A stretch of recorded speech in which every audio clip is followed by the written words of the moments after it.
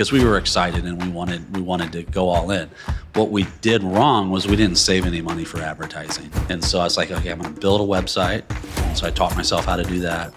And then once that was done, it's like, okay, now I got to figure out how to get it in front of people. And that's when I taught myself search engine optimization. These didn't exist yet. And so we created a couple localized sites for Kansas City and one for St. Louis, which basically we were able to showcase all the vendors that we could find, because it was very hard to find vendors back, a list of vendors back then. Mm-hmm. And then eventually we sold advertising on those sites. Well, the funny thing is, and this might come up later if we talk about AI at all, but I was an English major because I did like to write, okay? But my first business was, I was also like a big music fan, and for many years I tried to become a professional DJ. But in college, I was the fraternity DJ. I DJ'd at the nightclub, and I was like, you know what? This is fun. I think I can make some money from it. How about I do mobile disc jockey service? And so my wife now, my girlfriend at the time, her and I, we went out, and back then it was a little bit more difficult to source. The music wasn't difficult to source because this was like Napster era, right? Okay. So I had tons of music on CDRs, if you remember that. Mm-hmm. But finding the equipment. And so we ended up spending on my credit card that I had at the time, maybe like $4 or $5 grand on equipment, which was anything we could ever need because we were excited and we wanted to go all in. What we did wrong was we didn't save any money for advertising. And so I had all this equipment, and I called the Yellow Pages, which that's where you advertised back in 1999. And they wanted $500 for a quarter-page ad. And I was like, and this is in a smaller town, college town. And I'm like, wow, I first of all, I didn't save $500. I don't have $500. What am I going to do now? So I had heard something about, obviously I was familiar with the internet, but I'd heard something about websites. And so I was like, okay, I'm going to build a website. And so I taught myself how to do that. And then once that was done, it's like, okay, now I got to figure out how to get it in front of people. And that's when I taught myself search engine optimization. And that all happened in 1999. Google came out in 1998. And so for me, it was perfect timing in the digital marketing SEO space. Took that talent with me to really do really well in that business for several years. Spun off a couple other businesses from it, kind of in the wedding space.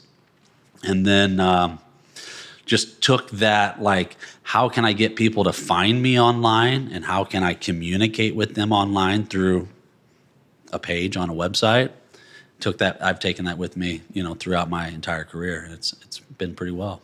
That's an incredible story, and it really ties into what's becoming a theme on this show, which is entrepreneurs talking about essentially figuring out solutions one way or another, and just having that curiosity, that open-mindedness to figure out solutions to problems.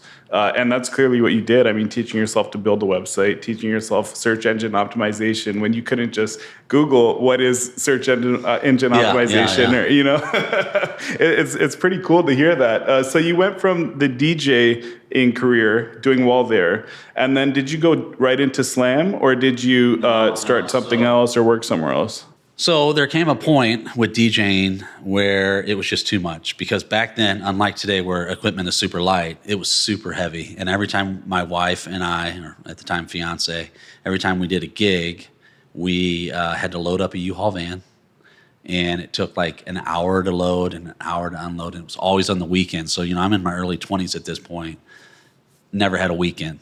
So what we did is we spun that off into a couple wedding websites. Now, this is if anyone's in the wedding space, then you're probably familiar with sites like The Knot or The Wedding Wire, things like this. These didn't exist yet. And so we created a couple localized sites for Kansas City and one for St. Louis, which basically we were able to showcase all the vendors that we could find, because it was very hard to find vendors back there, a list of vendors back then. Mm-hmm. And then eventually we sold advertising on those sites.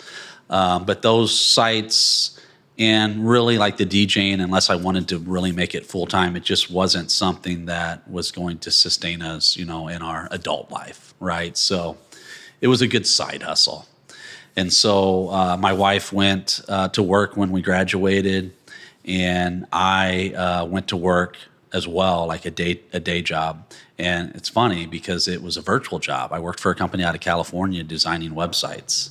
Wow. And at the time, I didn't see my wife all day. I don't think I showered until like 2 or 3 in the afternoon, 22-year-old kid.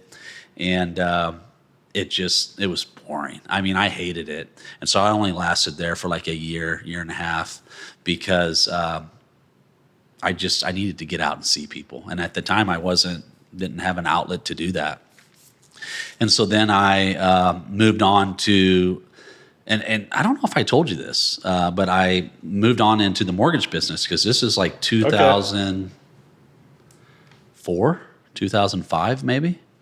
And my buddy's like, man, we're making a killing in the mortgage. Like, he's like, you'll be great.